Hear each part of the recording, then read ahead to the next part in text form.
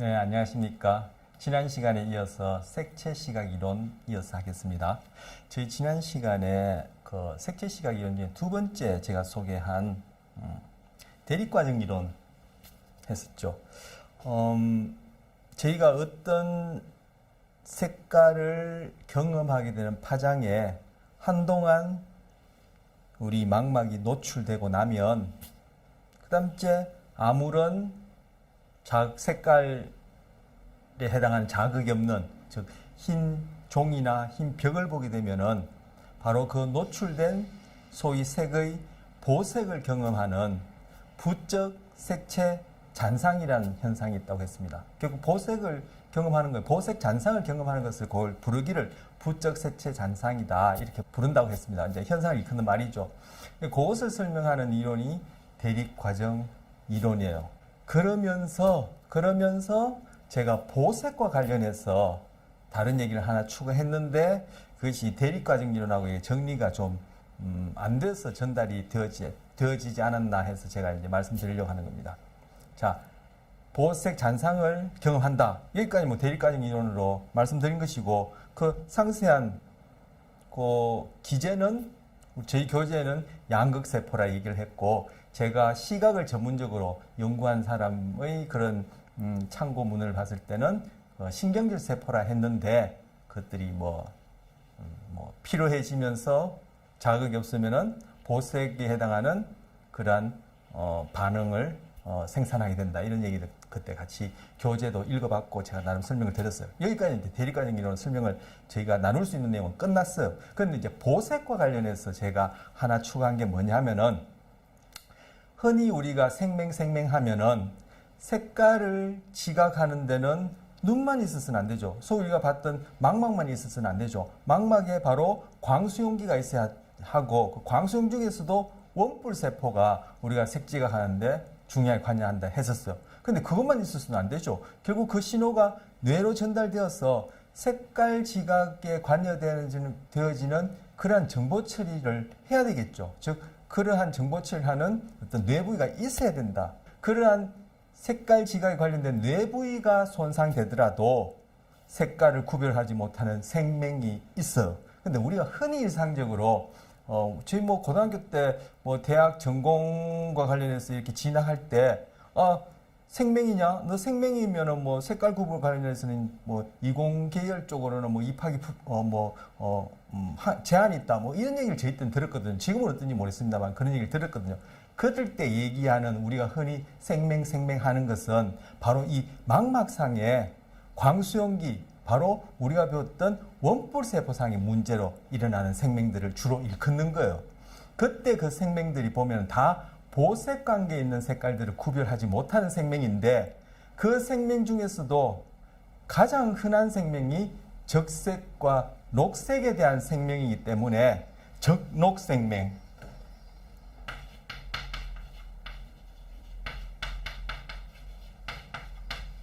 맹 같은 경우에 왜 이런 현상이 나타났냐 하면은, 망막상의 원뿔세포 중에 바로 적색, 즉 장파장에 민감한 원뿔세포, 그리고 녹색은 중파장에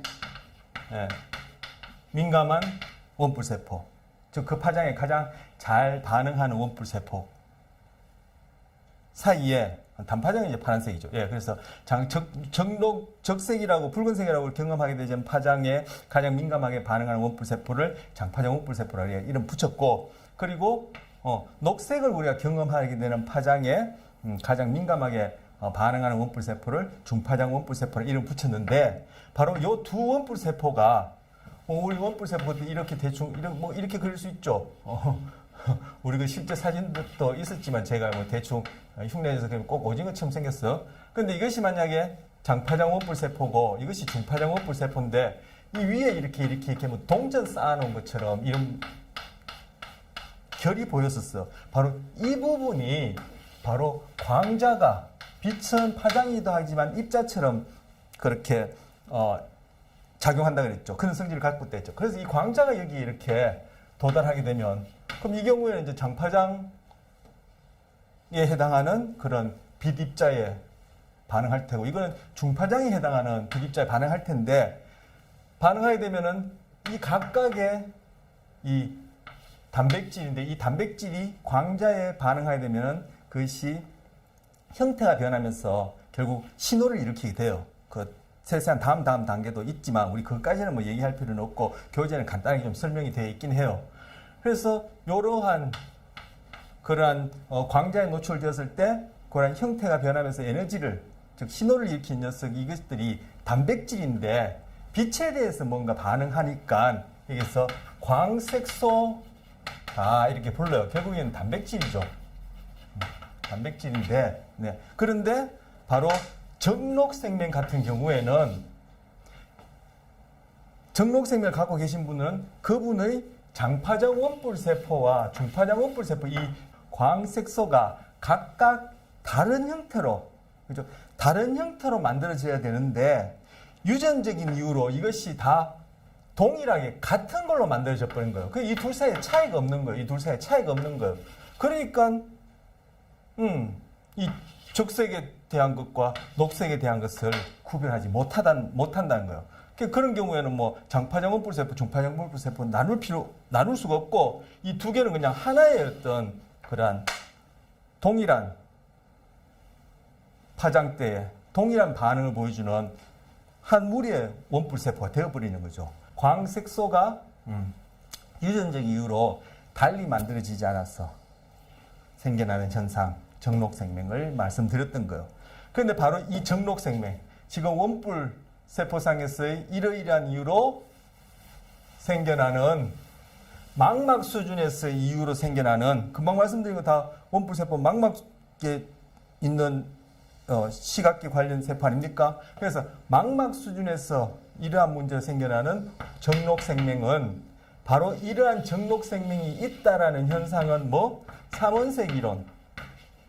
삼원색 이론을 뒷받침해주는 하나의 현상이다. 그 얘기를 제가 지난 시간에 이걸 말씀드리면서 연이어서 말씀드렸는데, 이것하고 같이 헷갈렸던 것 같습니다. 헷갈리실 수 있을 것 같아서 제가 다시 한번 말씀드리는 겁니다. 자, 이거는 삼원색 이론을 지지해주는 현상이다. 그건 오늘 다시 한번 말씀드립니다. 자, 그래서 오늘은 색채 시각이론 중에 세 번째 해당하는 것, 레티넥스 이론입니다. 자, 여기 보시면 이거 뭐 저희 교재에도 있는 그림인데, 저희 교재는 좀 달라요. 저는 여기 제가 스캔해 놓은 그림이 그 지난 교재에 있는 것이 있고, 저희 교재는 또 이렇게 구별해낸, 여기 최종적으로 이렇게 구별된 색깔이 좀 달라요. 여기서는 뭡니까? 노란색에 대해서 지금 말씀드린 그런 현상을 지금 교재에 보여주고 있고, 이건 빨간색에 대해서 그렇게 보여주고 있어요. 자, 이거 지금 큐빅입니다. 이렇게 맞추는 거죠. 패턴 맞추는 것이죠. 요거는 노란 조명 아래에 있고 동일한 큐빅인데, 요거는 파란 조명 아래에 있어요. 하지만 노란 조명 아래에 있더라도, 파란 조명 아래에 있더라도 우리는 여기서 이건 빨간색, 이건 노란색, 이거는 파란색, 흰색 구별할 수 있죠. 여기 또 녹색 구별할 수 있죠. 여기도 마찬가지로 파란 조명 아래 있더라도 이건 파란색, 빨간색, 노란색, 흰색, 파란색, 녹색 구별할 수 있어요. 이게 어떻게 가능하냐는가. 만약에 지금 여기서 이 큐빅에서 각각 반사되어 나오는 빛을 물리적인 기계 광도계로 재어보면은 분명히 반사되어져 나오는 파장이 같은 빨간색이라고 우리가 지각하더라도 파장대가 달라요. 자, 그런데 우리는 동일한 빨간색으로 경험한단 말이에요. 그걸 설명하려는 이론이에요. 그건 앞에서 본 대립과정 이론이나 그 앞에서 본 삼원색 이론으로는 설명을 못해요. 자, 여기서 요 위에 것만 이렇게 따로 떼냈어요. 요 위에 것도 지금 뭡니까?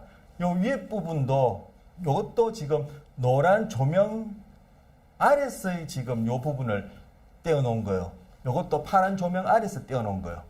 그렇지만 여전히 아까 마찬가지로 빨간색, 그죠? 파란색, 파란색 우리가 지각할 수 있죠. 그런데 이 주변 것 다 제외하고 여기서는 빨간색에 빨간색을 집중해서 빨간색만, 빨간색이라고 동일한 빨간색이라고 여기서 빨간색, 빨간색, 빨간색, 빨간색, 빨간색, 빨간색, 빨간색, 빨간색만 가려내 보니까 얘는 붉은색인데 얘는 거의 검은색이에요. 자, 분명히 여기 우리가 빨갛다라고 여기서도 빨갛고 여기서도 빨갛다라고 지각한 것이 주변에 이 파란 조명하에 있다는 거 제외해버리고 나니까 얘는 빨간색이고 얘는 검정색처럼 보여요. 검정색 짙은 뭐 푸른색이랄까 검푸른색처럼 보여요. 제 눈에는. 왜 이렇습니까? 다른데 왜 여기서는 같게 보죠? 바로 이건 삼원색 이론이나 대입과정 이론은 설명 못해요. 우리가 노란 조명 아래서 빨간색을 보든 파란색을 보든 녹색을 보든 파란 조명 아래서 빨주노초를 보든 그죠?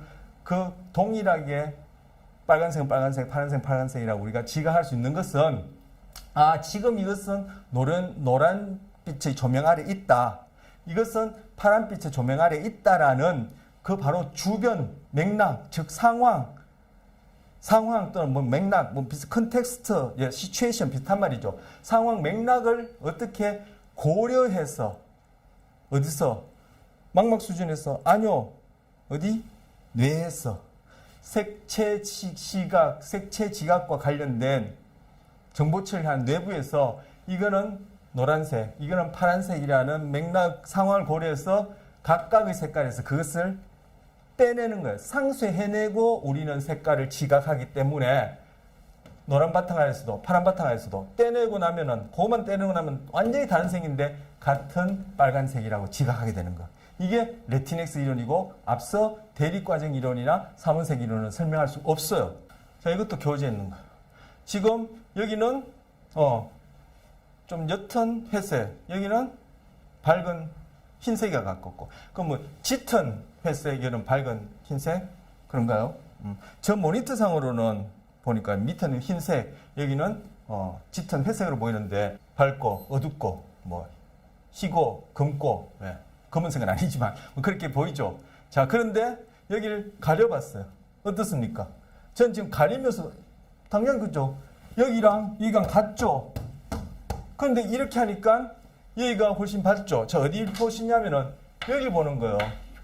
이 두 군데를 볼 때 여기가 이쪽보다 훨씬 밝아요. 그런데 이렇게 가리고 나면 어때요? 이 부분이랑 똑같죠? 이거 왜 이러냐고요. 이거 대립과정 이론과 삼원색 이론으로 설명 못해요. 자, 요 경계 부분을 보면은 이것이 어떻습니까? 이렇게 사각형의 블록, 이런 식으로 우리가 뭐죠?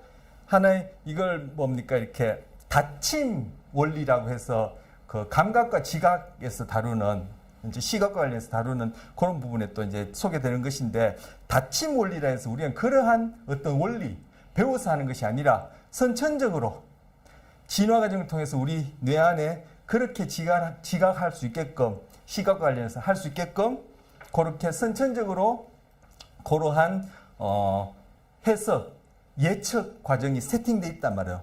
뭐 어려운 말로는 그러한 내적 모델이 있다 이렇게도 얘기를 해요. 자, 여기는 사각형에 여기보다 밝으니까 이거는 한 덩어리, 여기는 한 덩어리 이렇게 해서 두 덩어리가 이렇게 겹쳐 있는 걸로 우리는 지각을 하는데 바로 요 경계 부분을 보면은 사실 요 어두운 부분의 요 경계 부분은 이쪽보다 더 진해요, 사실. 그리고 요 밝은 부분의 경계 부분은 이쪽보다 훨씬 더 밝아요. 하지만 나머지 부분은 똑같은데 이렇게 두고 보면은 이쪽으로 어떤 하나의 형태로 이쪽은 또 다른 형태로 이렇게 우린 묶어서 지각을 하기 때문에 이쪽이 뚜렷하게 대조되는 그것으로 인해서 이쪽까지도 이쪽보다는 훨씬 더 진하고 이쪽까지도 여기가 훨씬 더 밝거든요. 여기보다. 그런데 이거가 서로 대립되어서 뚜렷하게 여기보다는 더 밝으니까 이쪽까지도 여기보다는 더 밝다. 이렇게 지각하게 되는 거. 이해하셨습니까? 이 경계 부분이 짙은 부분은 여기보다 더 짙어요. 경계 부분의 밝은 부분은 여기보다 더 밝아요. 사실 이 경계 부분은 정말 더 짙고 더 밝고 이렇게 대립이 돼 있어요.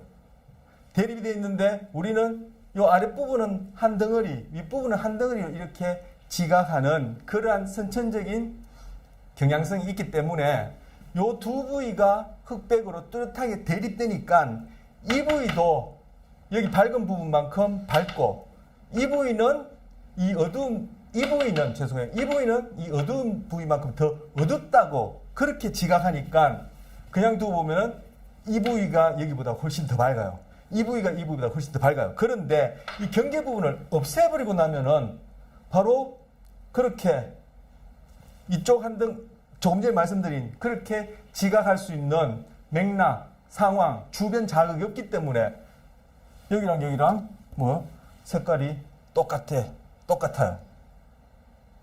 그런데 다르게 보이는 이런 현상. 이렇게 보면 또 어떻게 보면 이게 전체가 그죠? 또 냉장고 비슷하게 보이는데 한 덩어리로 또 이렇게 지각될 수 있으니까 결국 이것도 또 그죠? 하나로 여겨져서 우리는 의식적으로 무의식적인 추론, 무의식적인 예측 과정을 통해서 같은 걸로 그렇게 지각하고 이렇게 두고 보면은 조금 전에 말씀드린 그러한 원리에 의해서 이쪽은 이쪽보다 훨씬 더 밝게 위에는 이쪽보다 훨씬 더 어둡게 이렇게 자동적으로 무의식적으로 그렇게 색깔을 지각하게 돼요.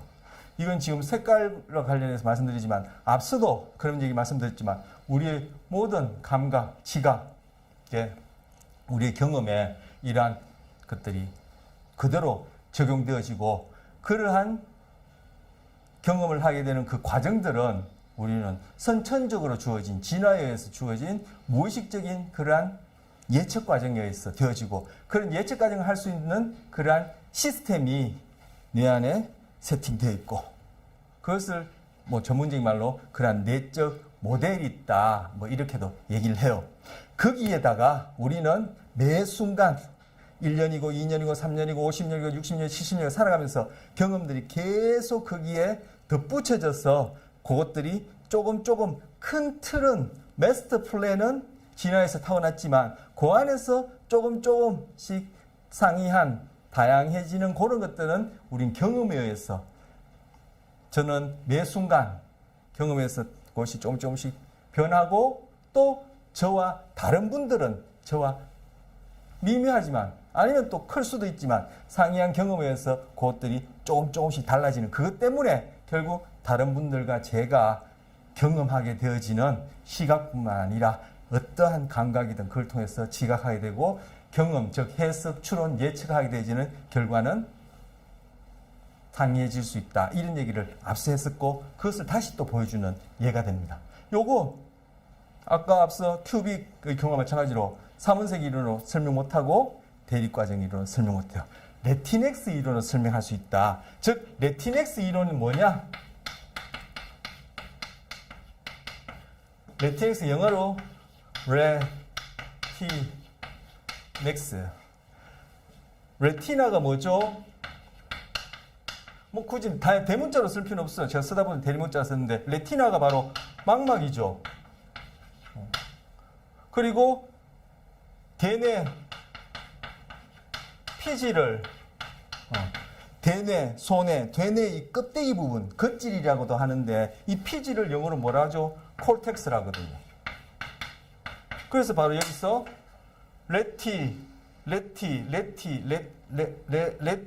이까지 이 뭐라고 썼나요? 레티타라고 썼네요. 죄송합니다. 레티나, 레티나. 여기다가 T를 써야 된다. 참, 이거 레티나. 그죠? 콜텍스.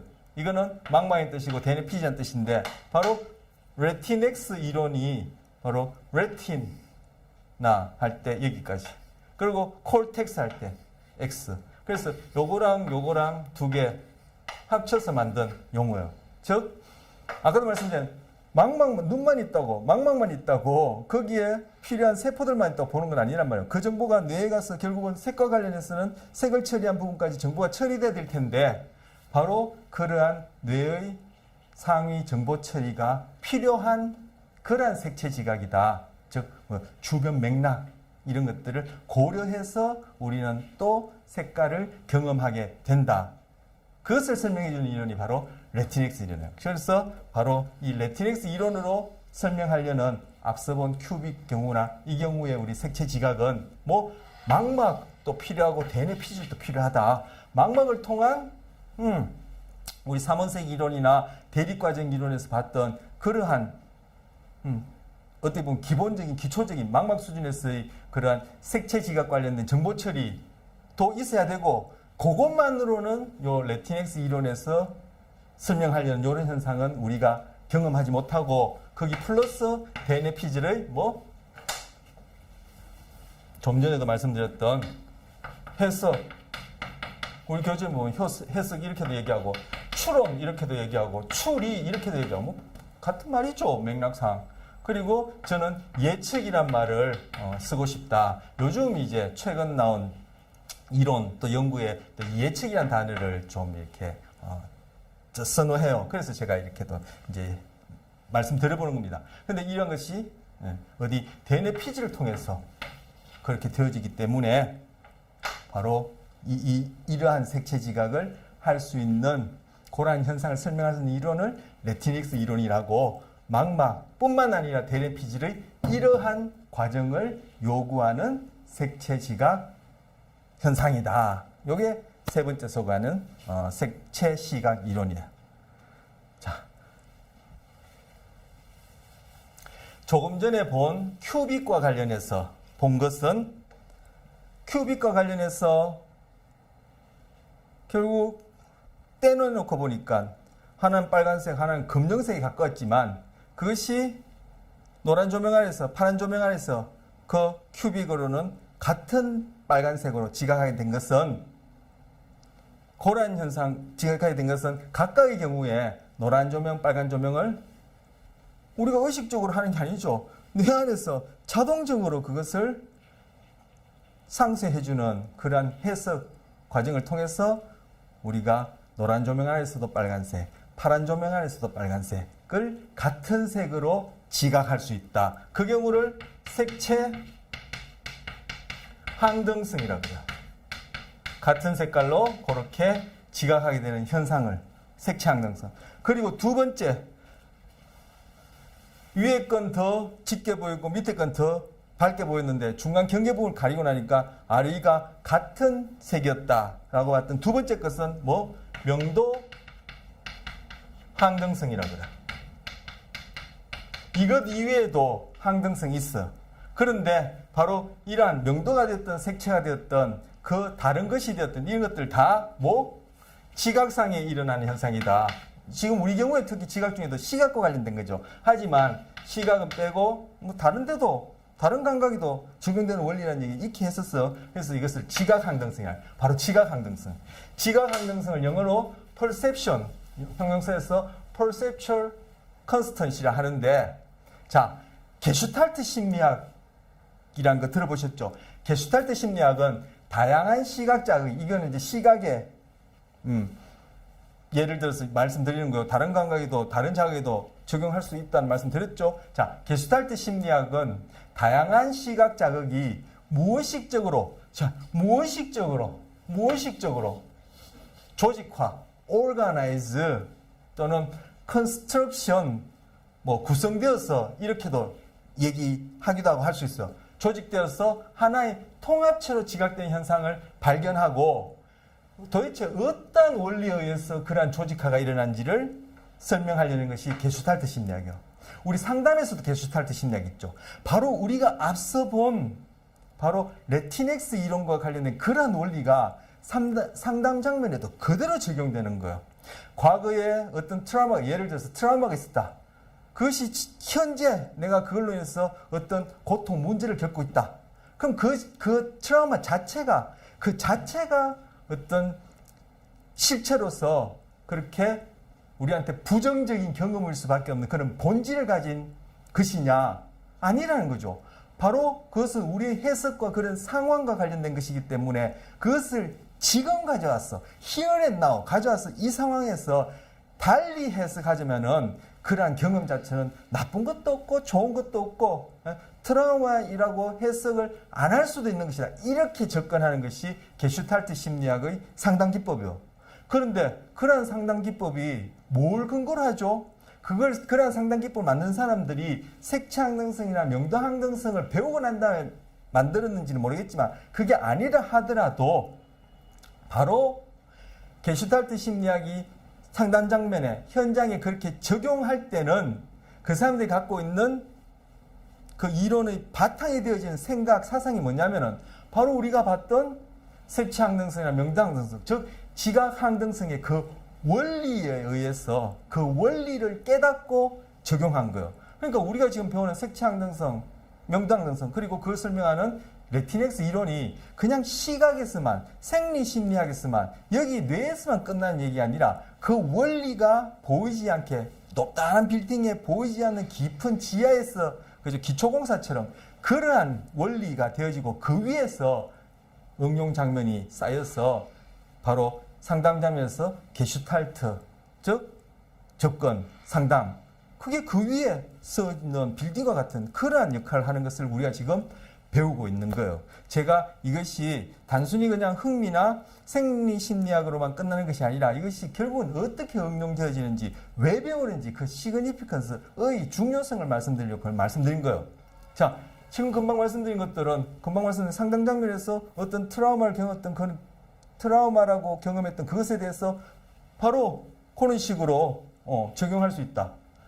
다양한 과거의 경험이 무의식적으로 조직화되어서 하나의 통합된 형태로 지각되는데 왜 그것이 그 경험이 좋은 경험으로 나쁜 경험으로 트라우마로 상처로 그렇게 남아있는지 그 원리를 발견해 가지고 결국 그 원리가 영구적으로 그러한 경험은 온전히 다른 맥락 다 차치하고 그 경험은 누가 하더라도 지금 하더라도 미래 하더라도 항상 나쁠 수밖에 없는 경험 항상 좋을 수밖에 없는 경험 그런 것이 아니다라는 것을 알게끔 해주는 것이 게슈탈트적 상담 기법이다 이렇게 얘기할 수 있는 거.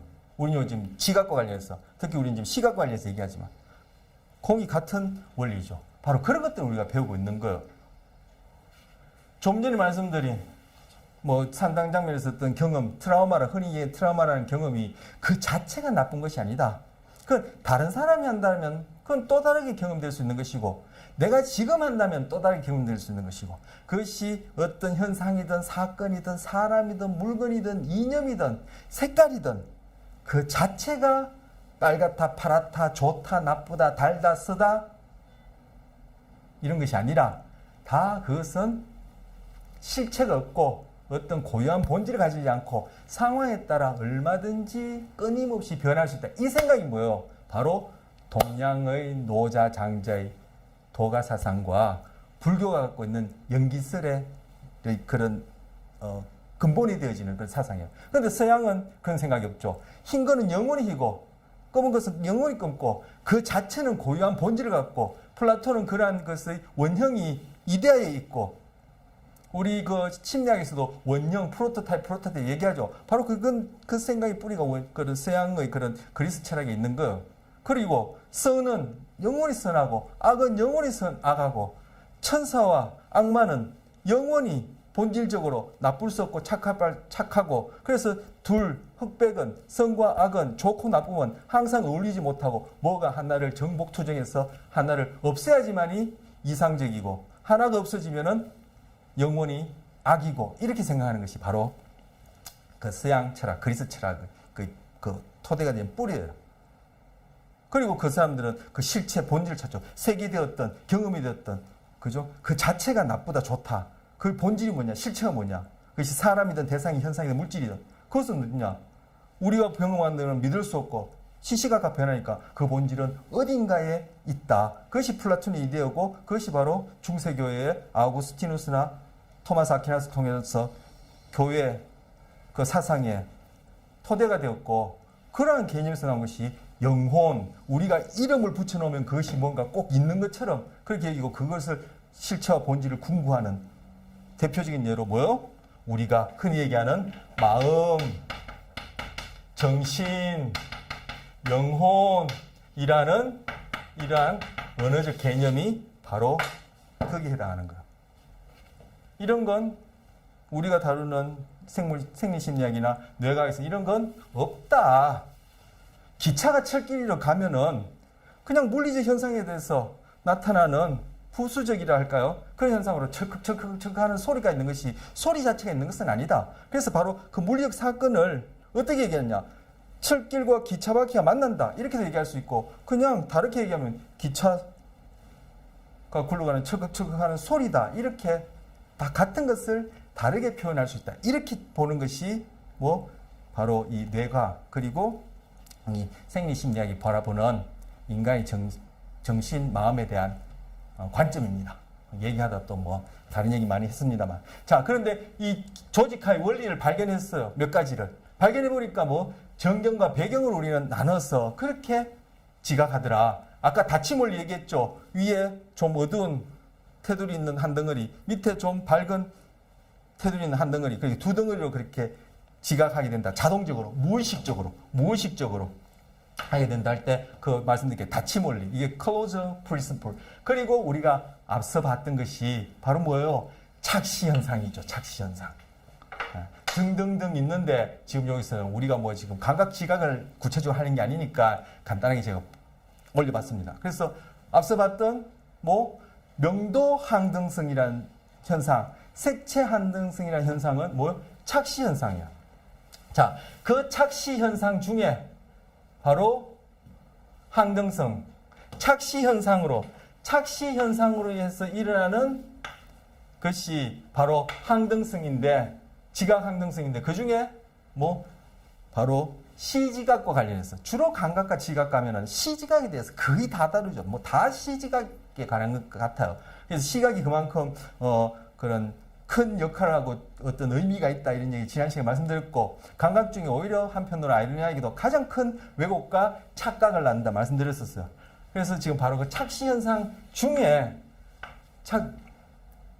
지각 항등성이 있고, 죄송합니다. 지각 항등성이 큰 타이틀인데, 바로 게슈탈트 심리학에서 얘기하는 무의식적인 그런 조직화에 의해서 우리는 지각하게 된다. 그럼 무의식적인 조직화를 하는데, 그러한 조직화의 원리가 뭐냐? 이러한 원리가 있더라. 그러한 원리 중에 착시 원리가 있는데, 착시와 관련해서 바로 어떤 현상이 있냐? 구체적으로 항등성이라는 현상이 있다. 우리가 앞서 본 명도 항등성, 그리고 큐빅과 관련해서 본 색채 항등성, 그 다음에 우리가 다루지 않은 모양 항등성, 크기 항등성, 위치 항등성이 있어요. 이 각각은 제가 지금 말씀드리면 시간도 벌써 뭐 30분 이상 갔는데, 뭐 시간도 그렇고 이건 한번 찾아보시고 뭐 기회가 되면 또 우리 진행하는 중에 말씀드릴까요? 기회가 있으면 또 그때 하기로 하고 우리가 두 가지 살펴본 거예요.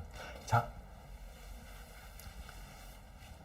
하나, 둘, 셋, 네 번째가요. 우리가 지각하는 세상의 모습은, 여기서 이제 시각에 국한된 게 아니죠. 우리가 이해하는, 즉 인식하는, 알게 된 이 세상의 모습은 일관성 있게 유지되고 질서정연하게 보인다.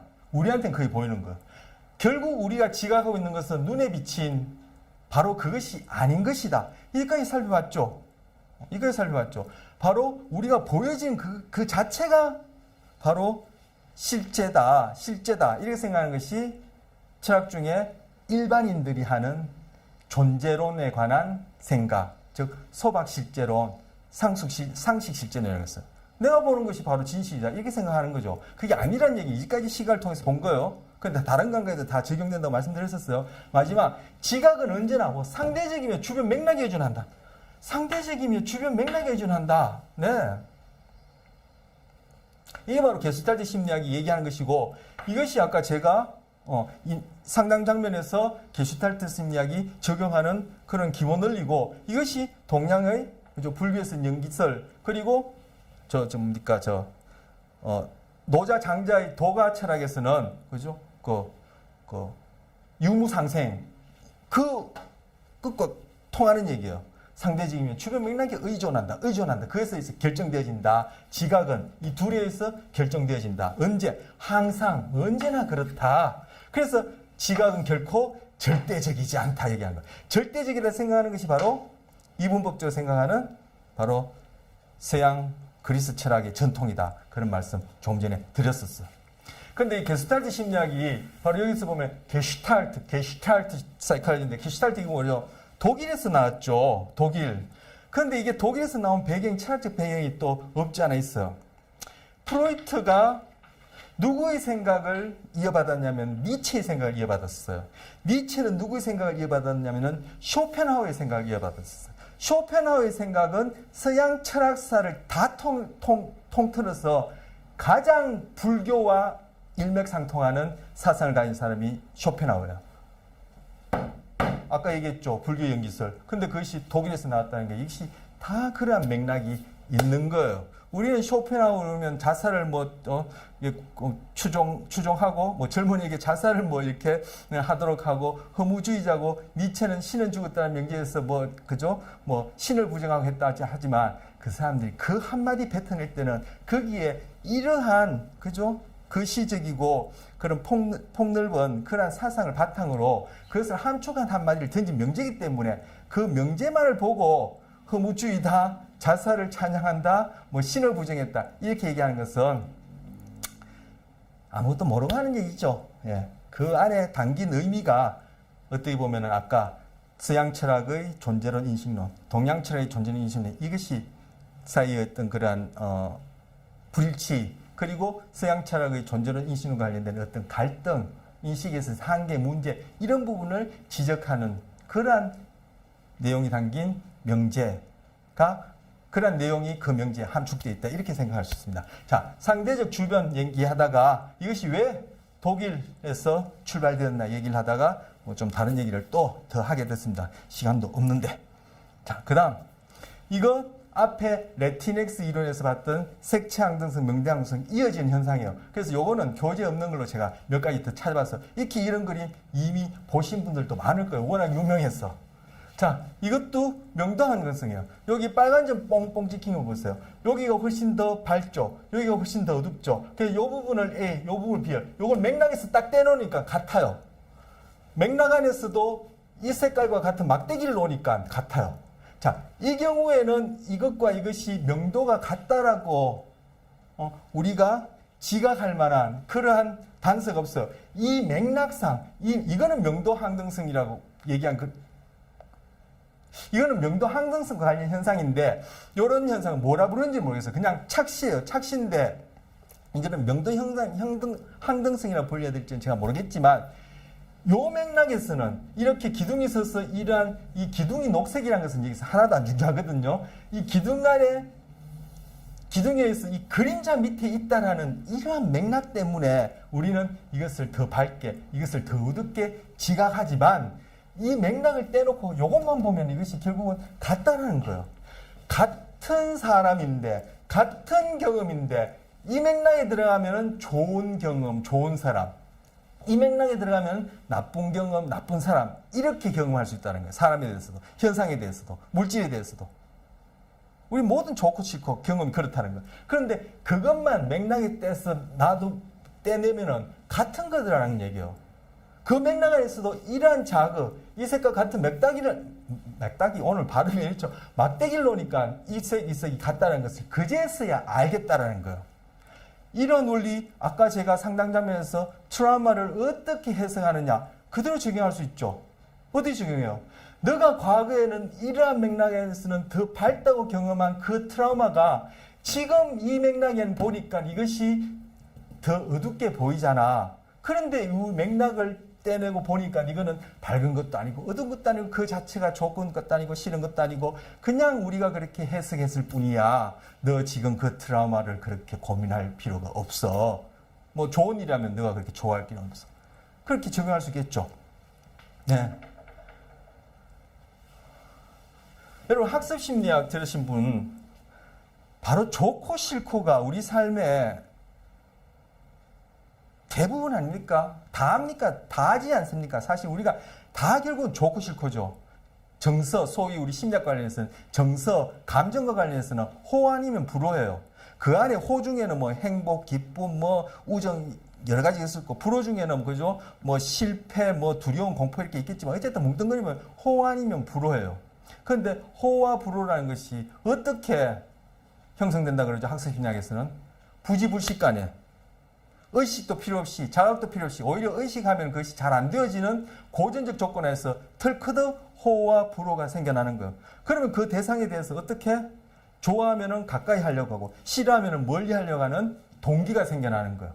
그 동기에 의해서 해지는 행동이 나중에 결과에 의해서 강화받거나 처벌받거나 이것이 도구적 조건이거든요. 바로 그 맥락 하에서 그것이 좋았느냐 싫었느냐, 그것이 사람이든 사건이든 뭐 먹는 것이든 음식이든 사랑이든 죽음이든 실패든 그 조건 하에서 사건과 사건의 만남 간에 저 맥락에서 이루어진 고전적 조건의 결과로 너가 싫어하고 좋아하는 것이지 그 본질 자체는 싫어하고 좋아할 만한 이유가 하나도 없는 것이야. 이렇게 얘기하는 것과 바로 통하는 얘기예요. 바로 이게 뭐죠? 불교에서 얘기하는 무상 아닙니까? 이건 또 딴소리 하면 안 되는데.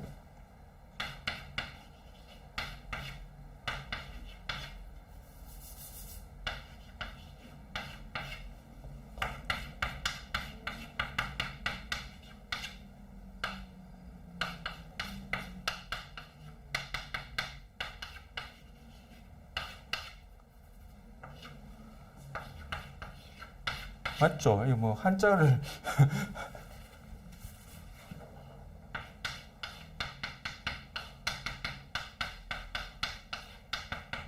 이게 상자, 이것이 분별하다, 구별하다 이런 뜻이거든요.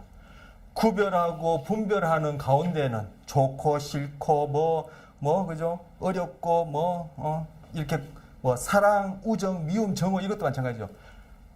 구별하고 분별하는 중에는 이 불자가 깨달은다는 뜻이거든요. 깨달음이란 결코 있을 수 없고, 그리고 깨달았다는 그 안에는 결코 구별하는 것이 없다. 바로 게슈탈트 심리학, 그리고 오늘 우리 하고 있는 레티넥스 이론의 그러한 그 원리와 통하는 얘기죠. 바로 이런 것들을 우리가 배우고 있는 거예요. 단순히 색깔이 달라 보이는데 같아 보니까 신기하다, 재밌다 이걸로만 끝나면 이건 껍데기만 배운 거 아니요, 껍데기도 배운 것도 아니죠. 오히려 오해를 낳고 엉터리를 배운 거라고 할 수도 있어요. 제 입장에서 좀 얘기하자면. 자, 그 다음 거 이것도 여러분 아마 이렇게 보신 분 계실 거예요. 예전에 수업하니까 이거 핸드폰에서 찾으셔서 이거 보세요, 이거 왜 이래 해가지고 우리 수업 시간에 한번 이게 설명해 드린 적도 있는데, 출처가 어디냐면 KBS 해외 걸작 다큐의 색의 비밀이라는 3부에 나와요. 여러분 검색하셔서 한번 한 50분 가량 되는 이 다큐 한번 보시면 더 좋겠죠. 자, 어떻게 보이십니까? 저는 이게 검은색과 파란색으로 보여요. 그런데 검은색과 파란색으로 보이는 사람은 이 옷이 실내 조명 아래, 백열등 아래 있다라고 그렇게 지각하는 게 그렇게 보인대요. 저는 지금 여기서 백열등이 있는지 이렇게 관찰하고, 이것은 백열등이 있는 데서 이렇게 지각된다는 알아서 그렇게 보나요? 아니요. 자동적으로, 아까 말씀 무의식적으로 그렇게 지각하게 되는 거예요. 그런데 이것이 노란색에, 죄송해요. 이게 검은색에 대해서는 흰색에, 그리고 파란색에 대해서는 금색, 즉 노란색 계통이죠. 금색. 흰색과 금색으로 보이는 사람이 있어. 이 사람들은 어떻게 지각하냐? 이거는 태양빛 아래에서 그렇게 본다라고 그 사람들은 지각하는 거예요. 왜 그렇죠? 그건 모르겠어요. 즉 경험에 의해서죠. 지금 얘기는. 앞서 제가 명도항등성, 색채항등성 배워서 하는 것이 아니라 진화에서 선천적으로 그렇게 예측하는 지각 과정이 있다라고 얘기했고, 그리고 지금 이거 같은 경우에는 경험에 의해서 그런 거예요. 그 어떤 사람은 이것을 흰색의 금색 줄무늬로 그렇게 보이는 사람은 태양빛 아래에서 본다라고 그렇게 자동적으로, 이것도 무의식적으로 그렇게 지각하는데, 왜 그렇게 됐냐면 그 사람의 경험에 의해서고, 저는 이것이 지금 파란색의 검정색으로 보거든요. 아무리 제가 이 흰색의 금색을 보려고 해도 그렇게 안 보여요. 파란색의 검정색으로 보이는데, 그건 왜냐하면 이것이 실내에서 본다라는 그러한 지각이 무의식적으로 자동적으로 예측되어서 되어진 경험이에요. 흰색과 금색으로 보는 사람과 이것이 파란색과 검정색으로 보는 저 사이에는 경험상의 차이로 그런 거예요. 그리고 또 하나, 나이가 들수록 흰색과 검정색으로 보인답니다. 이건 또 그죠. 이게 또 여기 나이가 든다는 것은 생물학적인 어떤 요인도 있겠지만 나이가 드는 만큼 또 그만큼 경험을 많이 그죠. 색과 관련된 경험을 많이 하게 될 수밖에 했다는 얘기죠. 바로 그런 것들이 어우러져서 색 지각이 달라 보이는 거. 어디 보면 이 원피스의 원래 색깔은 뭐예요? 흰색, 검정색 보는, 흰색, 금색 보는 사람은 당연히 흰색, 금색이지. 저는 아무리 봐도 검정색, 파란색이거든요. 그러면 이 원피스의 본질, 색과 관련된 본질, 실체는 뭐예요? Nobody knows. 아무도 모르나요? 어쨌든. 왜 그렇게 달리 해석하느냐? 바로 선천적으로 주어진 무의식적인 추리 과정. 거기에다가 경험이 차곡차곡 쌓여서 어떤 사람은 실내에서 보는 것처럼 여겨져서 검정, 파랑으로. 어떤 사람은 밖에서 보는 것, 태양빛 아래에서 보는 것처럼 여겨져서 흰색, 검은색으로 그리고 나이가 들에 따라 또 흰색, 금색으로 검은색이 아니라 죄송합니다. 금색으로 보여진다라는 거예요. 보여진다라는 거예요. 자, 여기 검정색에 대한 보색이 뭐죠? 흰색이에요. 보색 경험을 하는 거예요.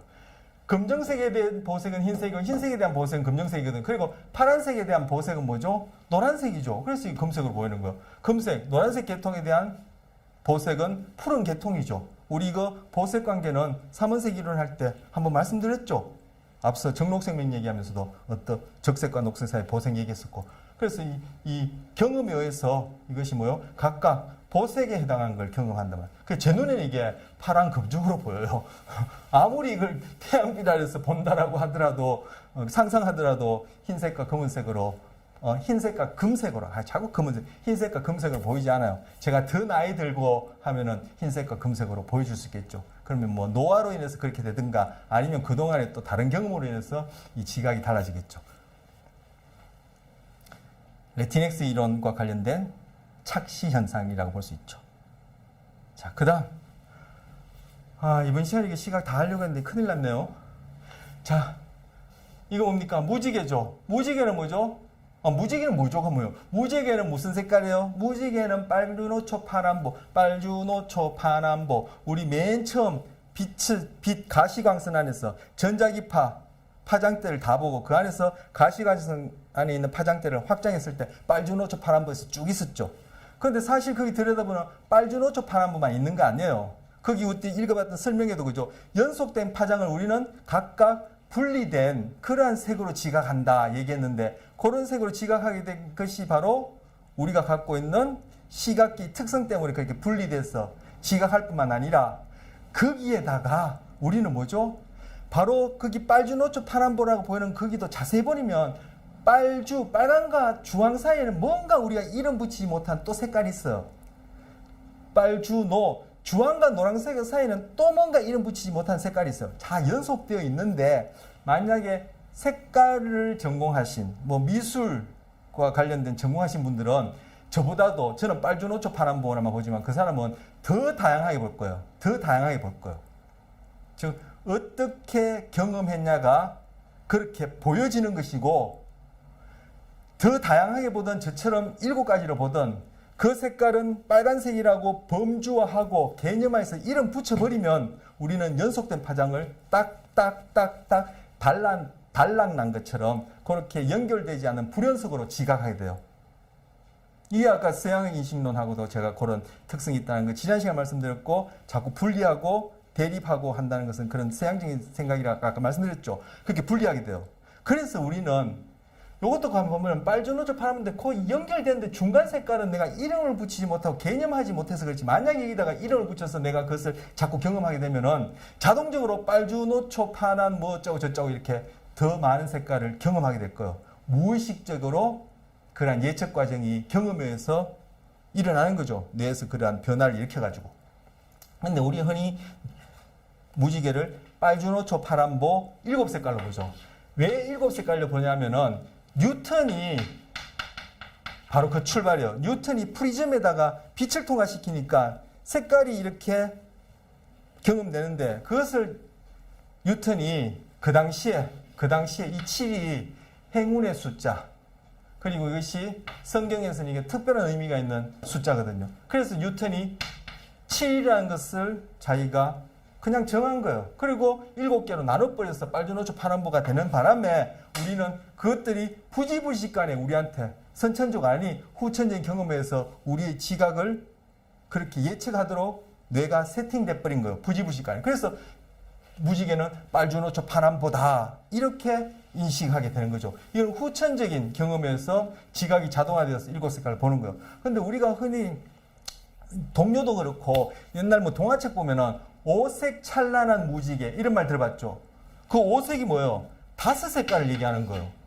근데 여기 뉴턴이 얘기하고 우리가 흔히 하듯이 무지개 색깔 뭐지 하면 7색깔 얘기를 하는 이런 서양적인 이런 무지개 색은 7인데 왜 동료나 책 같은 데 보면 오색 찬란한 무지개 이렇게 얘기하죠. 오색 얘기하죠. 바로 동양에서는 무지개를 5색깔로 본다는 거예요.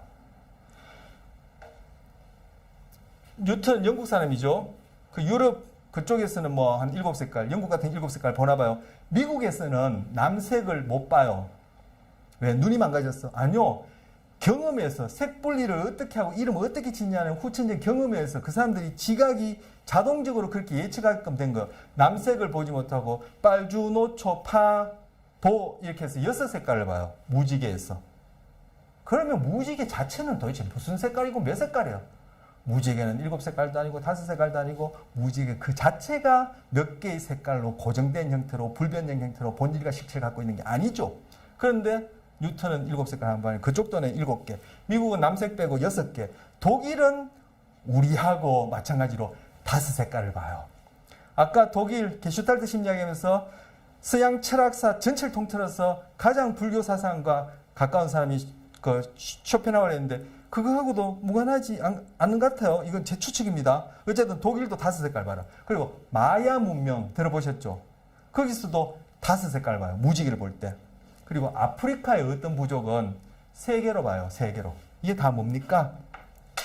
어떻게 색을 분리하고 그 사람들이 약속했냐. 사회 심리적 실제로서 무지개다고 이름 붙이는 레인보우라고 붙이는 뭐 아프리카에서 뭐라고 부르는지 모르겠지만 그것은 뭐뭐하다고 딱 구별해보니까 그게 후천적으로 우리의 뇌를 딱 세팅해서 자동적으로 7개, 5개, 6개, 3개 이렇게 보게 되는 거예요. 바로 우리가 하는 삶의 경험이 다 그렇다는 거예요.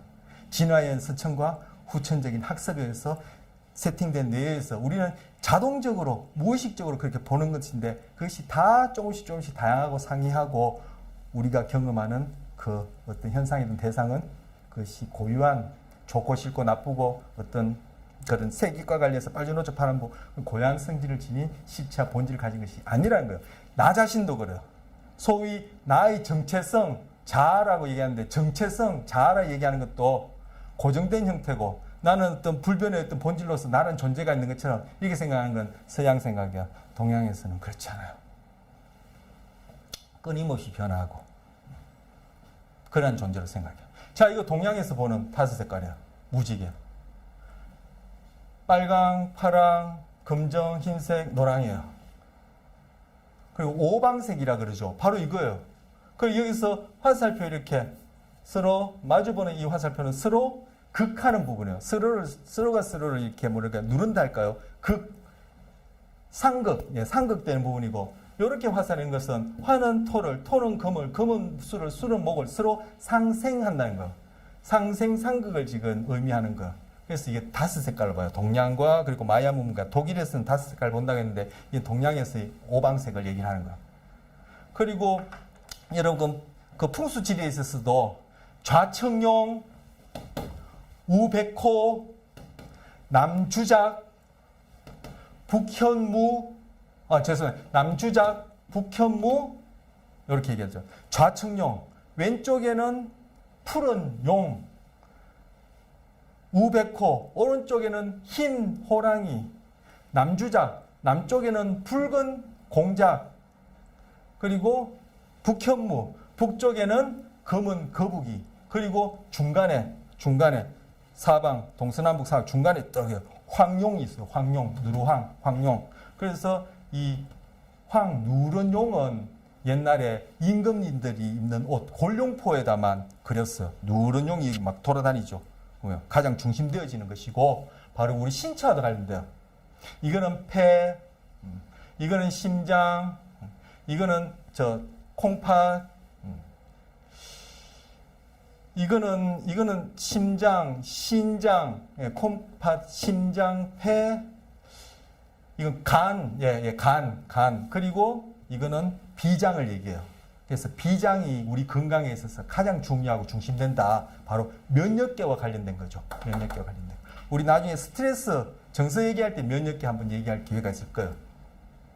그 파란, 그 정도로 하죠. 요렇게 색지각에 있었어도, 그리고 어느 땅이 좋으냐 나쁘냐, 풍수지리에 있었어도 그렇고, 그렇죠? 그리고 건강과 관련해서도 그렇고, 이렇게 동서양이 세계관, 그 안에 인간을 보는 견해가 다르기 때문에 그로 인한 경험이 이렇게 다양해지고 달라질 수 있다라는 것을 보여드리기 위해서 소개한 겁니다. 자, 동영상 하나 보겠습니다. 착시 현상이 당신의 두뇌를 속이는 방법에서 이제까지 봤던 내용을 정리한다고 할까요? 그렇게 이해하시면 될 것 같아요.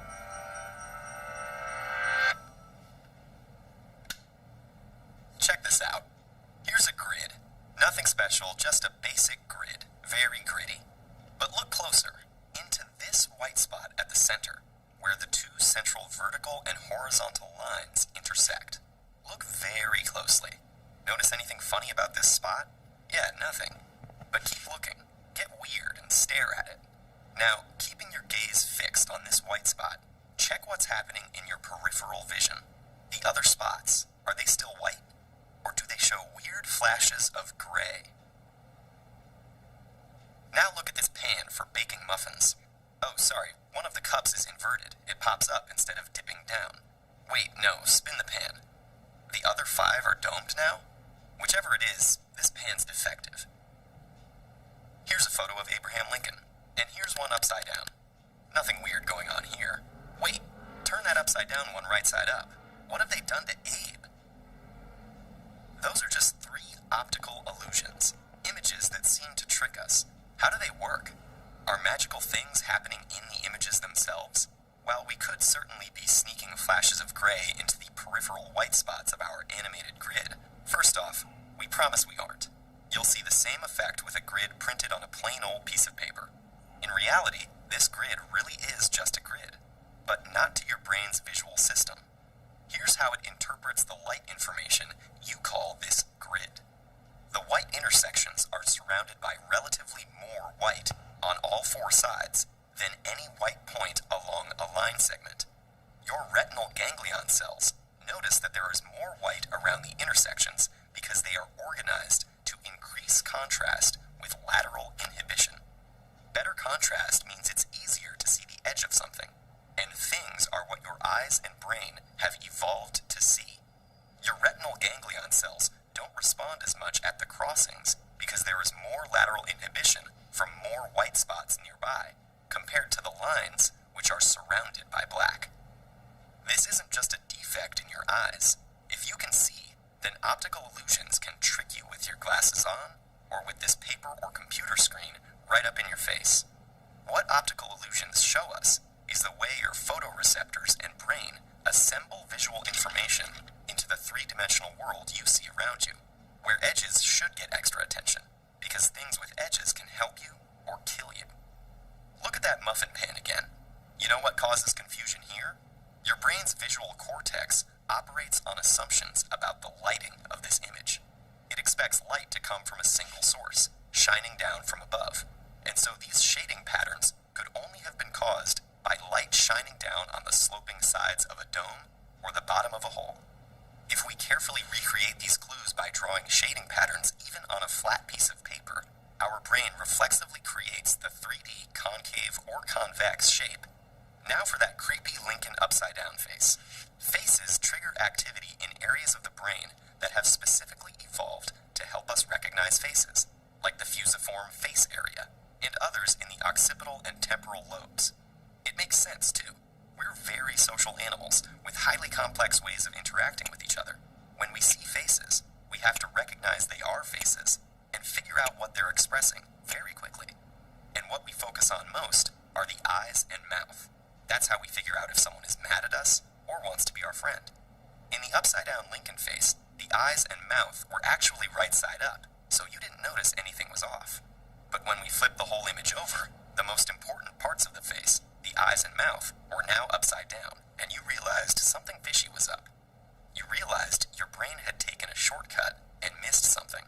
But your brain wasn't really being lazy. It's just very busy, so it spends cognitive energy as efficiently as possible, using assumptions about visual information to create a tailored, edited vision of the world. Imagine your brain calling out these edits on the fly. Okay, those squares could be objects. Let's enhance that black-white contrast on the sides with lateral inhibition. Darken those corners. Dark gray fading into light gray. Assume overhead sunlight falling on a sloping curve. Next. Those eyes look like most eyes I've seen before. Nothing weird going on here. See, our visual tricks have revealed your brain's job as a busy director of 3D animation in a studio inside your skull, allocating cognitive energy and constructing a world on the fly, with tried and mostly, but not always true, tricks of its own. 자, 조금 전에 저희 본 동영상 중에 이렇게 그 격자 무늬에서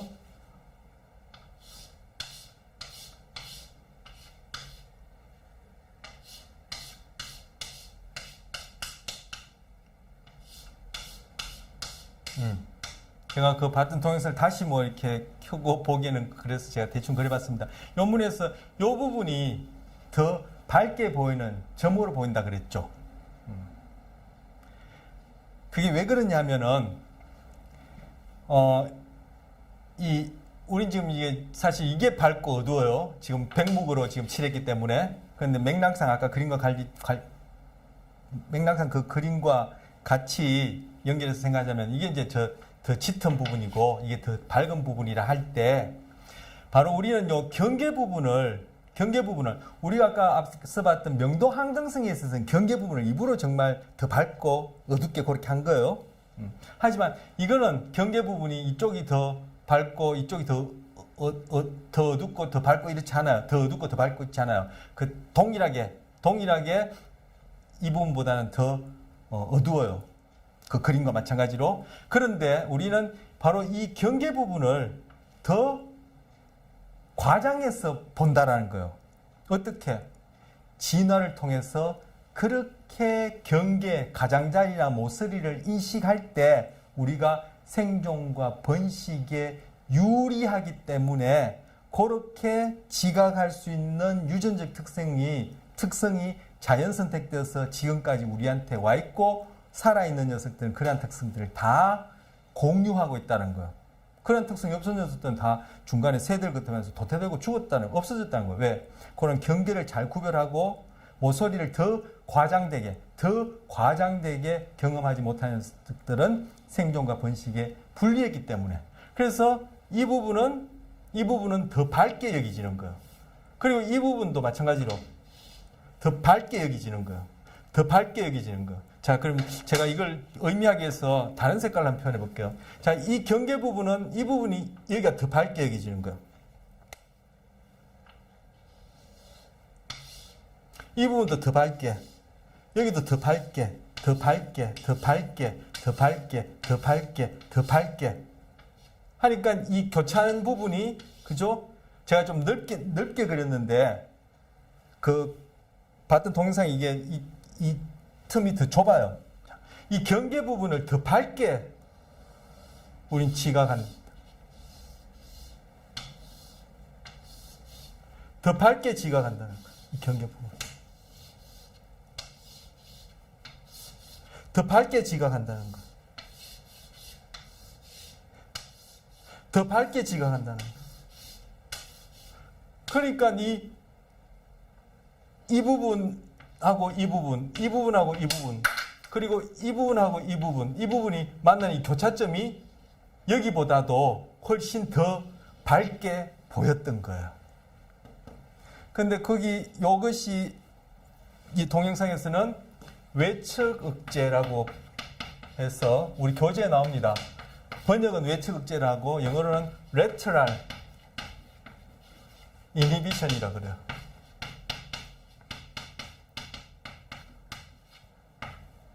근데 봤던 동영상에서는 이 부분이 더 밝게 보였었어. 왜 그러냐면은 이 교차점이 옅은 회색이었어요. 여긴 진한 검은색 사각형들이었고 요 교차점들은 옅은 회색이었었어요. 그래서 여기가 금방 말씀드린 대로 여기보다는 여기가 경계 부분을 더 뚜렷하기 위해서 여기는 더 밝고 더 어둡고 해서 밝은 부분들이 결국 보이지는 교차점들이 더 이런 부분들보다 이 부분이 더 밝게 보였던 것이고 교재에 보면은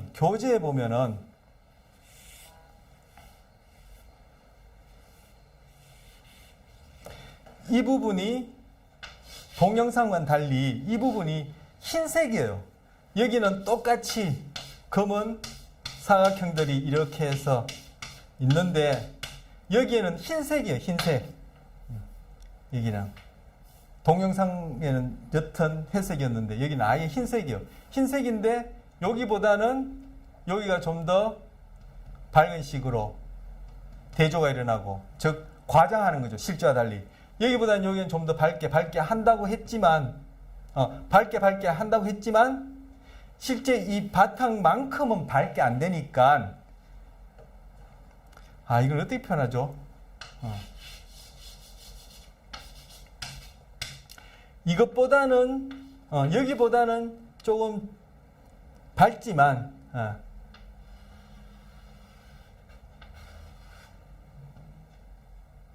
덜 짙게 여기보다는 밝지만 덜 짙게 여기보다는 밝지만 덜 짙게 되어서 우리 교재에 보면 이 부분이 회색으로 보여요. 회색으로.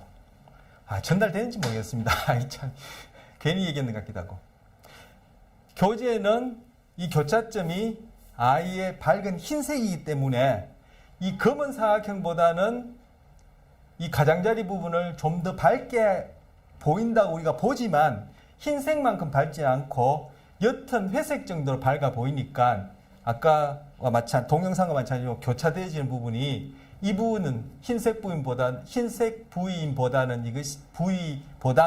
이것이 좀 더 짙은 회색으로 보이고 동영상에서는 이 부위가 흰색이 아니라 회색인데 이 검은색보다는 이 가장자리 부위가 좀 더 밝게 대조되어서 그 밝은 것들이 교차되어진 부분은 이 주변 부위, 동영상의 요 교차 부분이 회색보다는 여기가 더 밝게 보였던 거예요.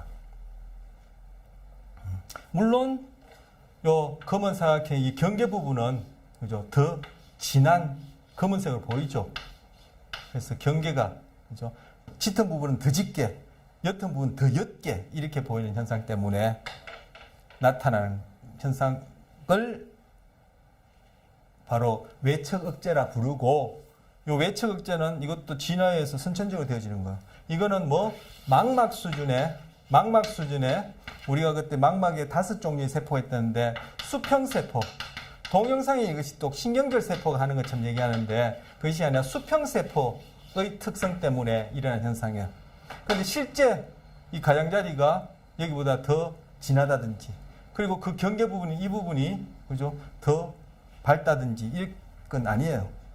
그것과 달리 우리는 착시, 왜곡을 해서 이 경계가 더 뚜렷하게 우리는 지각하게끔 그렇게 만들어졌다. 그래서 우리는 자동적으로 무의식적으로 그렇게 보이는 착시 현상이에요. 그리고 아까 그 머핀펜 같은 경우에는 그걸 뒤집어 놓으면은 불룩 튀어나왔던 부분이 쑥 들어가 보이고 다시 그걸로 뒤집으면은 쑥 들어갔던 부분이 불룩 튀어나와 보이고 이렇게 보이는데 그게 왜 그렇게 보이냐면은 우리는 항상 빛은 머리 위에서 우린 지구 위에 두 발, 네 발로 이렇게 다니더라도 그죠? 두 발로 직립보행을 하더라도 항상 태양은 머리 위에서 떠서 머리 위에서 지는 이런 환경하에서 이 시각계, 뇌를 포함한 이 시각계가 진화되었기 때문에 그런 그림을 볼 때 항상 빛은 위에서 온다라고 해석하기 때문에 그 머핀펜에 어둡고 밝은 명도가 똑같이 그려진 거라도 이렇게 뒤집으면은 튀어났던 것이 들어가 보이고 또 이렇게 뒤집으면은 들어갔던 것이 튀어나 보이고 그게 짙게 옅게 이렇게 명도를 표시한 거는 일정하죠. 그런데 뒤집으면은 들어갔던 건 튀어나오고 튀어나왔던 건 들어가고 또 뒤집으면은 그 반대로 되어지는 것은 항상 빛은 위에서 온다라는 것이 우리는 자동적인 무의식 과정에서 예측하는 거죠. 그런 예측이 과정에서 지각되어져서 그렇게 요철이 달리 보이는 거. 왜? 바로 항상 우리는 태양이 머리 위에서 뜨고 지는 이러한 가운데서 진화된 시각 뇌이기 때문에 그렇다 얘기를 하는 것이고, 나머지 링컨 착시는 우리는 얼굴을 볼 때 물론 그걸 분석해서 하나 요모조모 뜯어보지만 일단 우리가 누구다, 사람 얼굴이다, 사람이면 누구다 이렇게 볼 때는 뭐요? 눈하고 입만 탁 가장 먼저 본다는 거예요. 그렇죠. 우리는 항상 오랜 시간을 두고 뭘 쳐다본다 하더라도 거기에 있는 모든 자극들을 인식할 수 있는 수준까지 처리하지 못해요. 무의식적인 수준에서는 그런 자극들이 다 들어오겠지만 의식할 수 있는 수준까지 거의 처리가 안 될 뿐더러 처리되어서도 안 되고 처리 안 되는 것이 효율적이에요. 그래서 우리는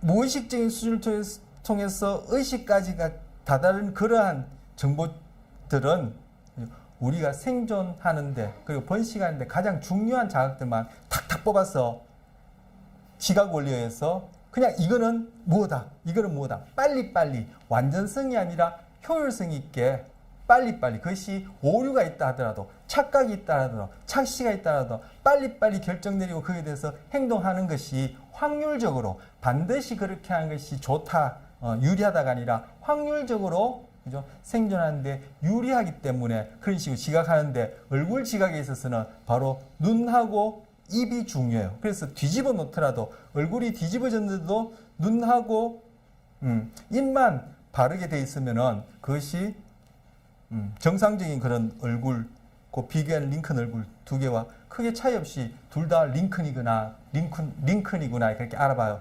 근데 아까 그 동영상 봤지만 뒤집으니까 눈과 입이 거꾸로 돼 있죠. 거꾸로 돼 있지만 우리가 보는 측면에서, 그죠? 그것이 바르게만 보이면은 눈과 코가 있으면 링컨이다 알아봐요. 그리고 갓난아이 같은 경우에도, 그죠?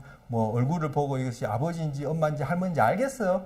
자라면서, 그죠? 보는 것하고, 그죠? 칭하는 것하고 그런 것들 배워서, 이렇게 생긴 분이 우리 아버지구나, 엄마구나, 그렇게 알게 되어지는데, 그 전에 사람 얼굴에 대해서도, 이건 사람 얼굴이다 라고 자기가 의식하지 못하더라도, 바로 무의식적, 자각하지 못하는 수준, 즉, 무의식적 수준에서도 우리가 무의식적으로 선택해서 어텐션, 주의하는 자극들이 있는데, 그 중에 우리 인간, 다른 동물들도 마찬가지겠지만 인간 같은 경우에는 얼굴을 가장 많이 어텐션을 해요. 의도적으로 아니요, 무의식적으로, 선천적으로, 자동적으로 많이 어텐션 하는데, 그것이 사람 얼굴이다 아니다라고 갓난아이들이 알 수 있게 되는 것은 눈과 코와 입의 순서가 맞으면 돼요. 눈이 이렇게 생겼고, 이게 눈썹이에요. 이게 눈이고, 눈썹이 눈이고, 코가 이렇게 생겼고, 그죠? 이렇게 생겼고, 그리고 입이 여기 이렇게, 아니면 입이 이렇게 돼도 괜찮아요. 눈과 코와 입의 상대적인 순서만 맞으면 얼굴이라고 그렇게 자동적으로 인식해요. 이게 그걸로 뒤집혀서 밑에 눈이 있고 코가 있고 입이 있더라도 괜찮아요. 그런데 아무리 눈이 제대로 생겼고 예쁘게 생겼고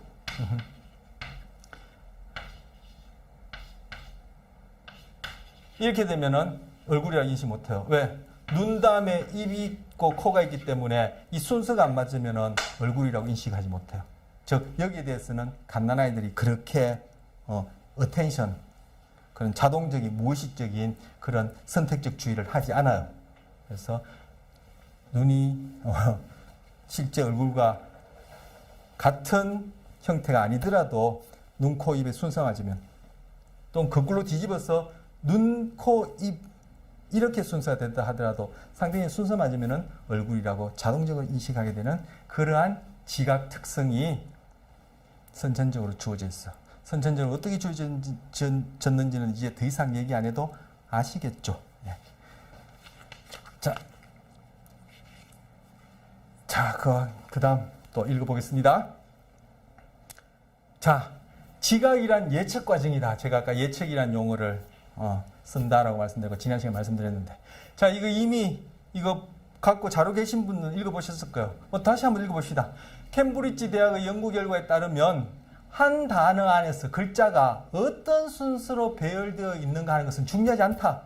그 세세한 것을 지각하지 않는다는 얘기죠. 아까 앞에서 얼굴을 볼 때도 눈이 뭐 그 뒤집혔냐, 입이 뒤집혔냐, 그게 중요하잖아. 전체적인 배열만 맞으면 갓난아이는 금방 그것을 얼굴이라고 무의식적으로, 반사적으로 선택적 주의를 오랫동안 하게 되고, 그죠? 그리고 그것이 뒤집혀져서 정상적인 얼굴이 아니라 하더라도 눈과 코만 정상적으로 우리가 보기에 이렇게 정상적으로 되어지면 아까 링컨 착시 그걸로 충분하겠죠? 제가 더 뭐 그 사진에 대해서 설명 안 하더라도 그래 되면은 그것이 우린 링컨 얼굴을 알아보는 거예요. 근데 바로 놓으니까 눈도 그죠? 거꾸로 붙었고 입도 거꾸로 붙었었죠. 그런 것도 중요하지 않다는 거예요. 마찬가지로 우리가 글자를 읽을 때도 그렇다는 거예요. 그 안에 세세하게 하나하나 보지 않는다는 거예요. 덩어리로 읽는다는 거예요. 첫 번째와 마지막 글자가 올바른 위치에 있는 것이 중요하다. 아까 눈, 코, 입의 순서가 중요한 것이지 뭐 눈, 코, 입이 있던 입, 코, 눈이 있던 그 중요하지 않은 것처럼 여기서도 첫 번째, 마지막 글자가 올바른 위치에 있는 것이 중요하다 한다. 나머지 글자들은 완전히 엉망진창의 순서가 되어 있을지라도 당신은 아무 문제 없이 이것을 읽을 수 있다. 왜냐하면 인간의 두뇌는 모든 글자를 하나하나 읽는 것이 아니라 이게 뭐예요? 바로 아까 게슈탈트 심리학이 얘기하는 그 원리죠. 단어 하나를 전체로 인식한다. 바로 글을 읽을 때도 게슈탈트 심리학이 얘기하는 그런 무의식적인 조직화 과정, 즉 지각으로서의 그런 예측 과정이 자동적으로 일어나서 우리는 지각하게 되어지고 어떤 원리로 되어지는지를 밝혀내는 것이 이제 게슈탈트 심리학이 하는 일이다 얘기를 했어. 자, 여기까지 읽었습니다. 다 읽으셨습니까? 그럼 다시 한번 한자 한자 또박또박 읽어보세요. 자, 읽어보겠습니다. 이미 읽어보신 분도 계실 거예요. 이 동영상 보면서 읽어보신 분도 계실 거예요. 자, 캠립 부지 대학의 연결 구과에 따르면 한 단어 안에서 글자가 어떤 순서로 배되어 있는가 하건는 중요하지 않고 첫 번째와 마지막 글자가 올바른 위치에 있건는 이 중하요다고 한다. 나머지 글들 자은 완전히 은진망창의 순서로 되어 있지얼라도 당신은 아무 문업제이 이것을 읽을 수 있다. 왜 하냐면 인간의 두뇌는 모든 글자를 하나하나 읽건는이 아니라 단어 하나를 전체로 인하시키기 때문에 문다. 이걸 읽은 거예요. 더 이상 설명 안 드려도 되겠죠? 우리의 지각이 어떤 것이라는지. 그래서 우리는 글이 되었던 사람 아까 얼굴이 되었던 머핀컵이 되었던 뭐 격자에서 외측 억제가 되었던 우리가 앞서 봤던 모든 그런 색채지각이 되었던 다른 감각에 대해서도 우리는 뭐요? 그 대상을 이미 경험했다면 어떻게 후천적인 경험에서 학습했다면 즉 경험했다면 아니면 선천적으로 진화를 통해서 우리 안에 그러한 세팅이 되어 있다면은 대상을 접하기 전에 미리 거기에 대해서 딱 예측해버리고 그 대상을 지각 해석한 다음에 그 지각 해석한 결과가 예측하고 어긋나게 되면은 그때 가서 다시 그것을 수정하고 그 어긋나지 않았다. 즉 해석하고 판단한 결과가 우리의 생존과 번식에 달리하면 우리 상황에 그것이 완전한 것이 아니라 효율적이라면 그냥 넘어가 버리는 거예요. 그러니까 그 예측의 결과로서의 그 지각이라는 것은 예측의 과정의 지각이라는 것은 우린 실제를 지각하는 게 아니죠. 이것이 대부분의 사람들과 또는 그 상황과 너무 번나가 있을 때 그것들을 우리는 어떻게 환각이다, 망상이다 이렇게 얘기를 하고 그렇게 임상적인 어떤 이름을 붙일 수 있는 것이 아니라 하더라도 개인적으로는 그것이 그죠 심적 갈등 문제로 여기신다는 거예요. 그런데 그것을 떡하니 가져와서 게슈탈트 심리학에 보면은 그 자체는 아무 문제도 아니에요. 그런데 그걸 붙들고 그렇게 전전긍긍하는 거예요. 그걸 바로 불교에서 뭐요? 다 꿈이다, 착각이다, 허망한 짓이다 이렇게 얘기를 하는 거예요. 뭐 사는 것, 죽는 것조차도 이것이 우리 지각이에요. 생과 삶에 대한 우리 해석도 있죠. 우리가 지각하는 중에 무엇을 직접적으로 알 수 있다고 여기지만 이게 뭐요? 철학에서 얘기하는 순박실제론, 소박실제론, 상식실제론에 해당한 얘기가 될 수 있죠. 사실 그것은 우리가 무의식적 추론이라고 부르는 또는 무의식적 예측이라 부르는 바로 그러한 인지적 여과, 필터링을 통해서 일어난 결과가 바로 우리가 지각이라 얘기를 하고 그것을 우리는 경험하게 된다는 거. 뭐 색깔, 형태, 모양뿐만 아니라 우리 자신에 대한 얘기도 그렇고 우리가 겪는 모든 경험에 대해서도 삶과 죽음에 대해서도 공이 적용해서 얘기할 수 있다는 것. 그걸 우리는 지금 시각을 통해서 이 가장 낮은 기초적인 수준에서 이러한 현상을 가지고 그 원리를 배우고 있는 거예요. 그냥 생물심리학, 흥미로운 시각 얘기 이거에 국한된 얘기가 아니라는 거죠. 자, 심리학의 아버지 분트 얘기입니다. 자아 관찰이란 이 경우에 이제 자기 자신에 대한 자의식을 얘기를 하는 거예요. 자아 관찰이란 의식의 범위를 넘어설 수 없다. 우리는 의식할 수 있는 것만 의식하는 거죠. 그 너머는 다 무의식이에요. 그리고 그러한 의식 현상이라는 것은 자기 자신에 대한 자각이든 외부 대상에 대한 자각이든 의식하게 된 현상들은 다 뭐요? 무의식적 심리 상태가 구성해낸, 만들어내는 이게 전문적인 용어인데 컨스트럭션이라고 해요. 한 산물이다. 그것이 바로 우리가 지각하는 것이고 그것이 바로 우리가 매 순간 경험하는 것이다. 이 얘기를 하는 거. 뭐 심리학의 아버지 빌렌 분트가 한 얘기예요. 이거 프로이드의 무의식하고도 그죠?